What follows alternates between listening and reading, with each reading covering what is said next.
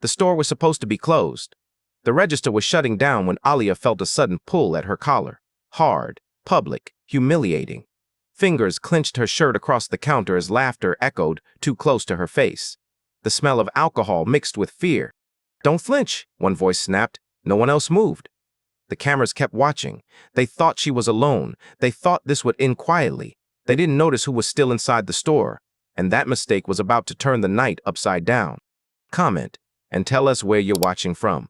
Subscribe for stories that refuse to stay silent. Alia had learned to measure time by closing shifts. The last customer, the locked door, the quiet that settled once the store stopped pretending it was safe. Working nights wasn't a choice she loved. It was the one that paid the bills. Every shift ended the same way. Wipe the counter, shut down the register, keep your head low, and make it home. She moved carefully behind the counter, tired but alert. Late hours taught you that silence could turn without warning. Cameras watched from above, blinking red lights that recorded everything and protected nothing. The store felt hollow after closing. Aisles stretched long and empty, the hum of coolers filling the space where voices used to be. Alia Brown kept her posture steady. She didn't rush. She didn't linger. She knew how easily confidence could be mistaken for invitation. Experience had trained her to read small signs, the way footsteps sounded heavier than they should, the way laughter carried no warmth. Tonight felt off, but she pushed the thought away. Every night felt off if you let it. Her phone buzzed once with a missed message. She ignored it and focused on finishing up. The door was locked. The clock said she was almost free. Almost. Then she heard voices again. Too close, too comfortable for a closed store. Shoes scraped the floor on the other side of the counter. Someone leaned where no customer should be standing. Alia looked up, and in that moment, she understood something she'd learned long ago. Being alone doesn't always mean no one else is there. The grip didn't loosen. It tightened. Alia felt the fabric of her shirt pull against her skin as her balance shifted forward, the counter digging into her hips. The laugh that followed wasn't nervous or unsure. It was confident, practiced. The sound of men who had already decided nothing would stop them. She could smell alcohol on his breath, feel the heat of bodies closing in. The store lights stayed bright, cruelly exposing every second. Tyler Mason leaned closer, enjoying how small the space had become. "Don't play tooge. You're stuck. Right or with us." The words cracked through the store, louder than the hum of the coolers. Alia didn't scream. She refused to give him that. Her eyes flicked toward the cameras, then toward the door. The exit felt farther away than it should have, like the room had stretched just to remind her who controlled it.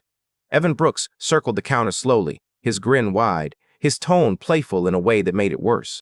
"Relax. We're just having fun, unless you make it weird. Fun." That word landed wrong. It always did. Alia knew this wasn't about fun. It was about permission. Permission to touch. Permission to scare. Permission granted by silence. Her heart hammered, but her face stayed still. She had learned long ago that fear often encouraged men like this. Behind her, footsteps scraped closer to the door.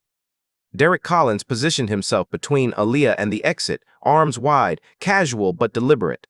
"Nobody's leaving yet. We're not done." The store shrank again.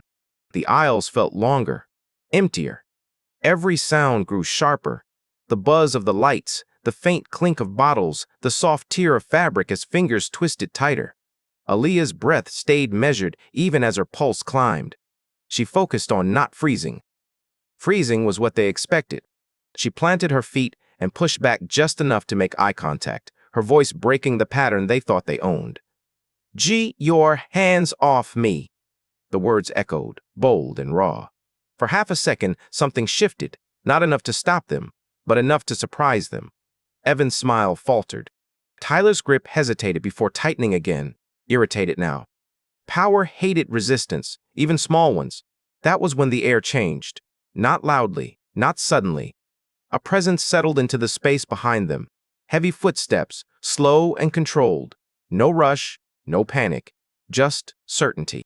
Alia noticed it before she understood it, the way instinct prickled when something unseen stepped closer. The men felt it too, though they pretended not to. Near the back aisle, Rick Harlan stopped walking. Logan Pierce stood beside him, silent, watchful. They didn't intervene. Not yet. They didn't shout. They didn't reach for anything. Their stillness carried weight. the kind that made loud men talk louder to convince themselves they were still in control. Tyler scoffed, forcing a laugh that didn't land. Evan glanced over his shoulder and looked away too quickly. Derek shifted his stance, suddenly aware of how narrow the space felt when the room stopped feeling empty. Rick's voice finally cut through. Not raised, not angry, but impossible to ignore. "Let go! Now!" The words didn't explode. They pressed down.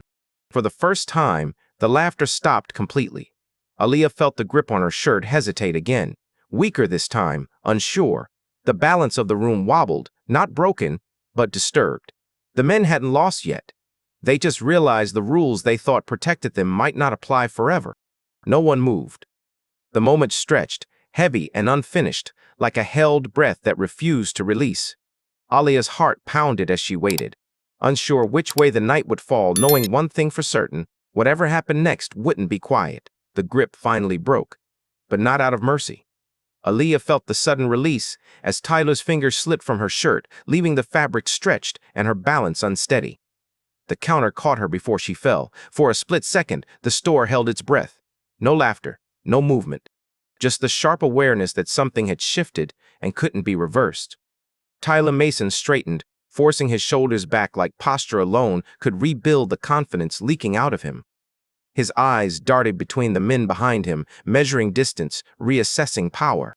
The silence pressed harder than any shout. He scoffed, loud enough to convince himself more than anyone else. "You think you can just walk in and tell us what to do?" The sound bounced off the walls and died quickly. No one answered right away. Rick Harlan didn't rush. He took one deliberate step forward, boots heavy against the tile. The move wasn't aggressive. It was final. The kind of step that ended arguments before they started. Logan Pierce shifted beside him, calm, unreadable, blocking the aisle without touching a thing. Evan Brooks felt it then. The room wasn't on their side anymore. His smile vanished as he scanned the space, suddenly aware of how small it had become. He tried to reclaim control with noise, voice rising too fast. "This ain't your buzzins! Stay out of it!" But it was already too late. Control had slipped the moment fear changed direction. Derek Collins backed half a step toward the door without realizing it, his earlier confidence evaporating as the weight of consequences settled in. The cameras above blinked steadily, no longer distant observers. They were witnesses now. Rick stopped a few feet away, close enough to be heard, far enough to make the choice unavoidable. "Why, you put your hands on her?" "That ends here." The words didn't invite debate. They closed it.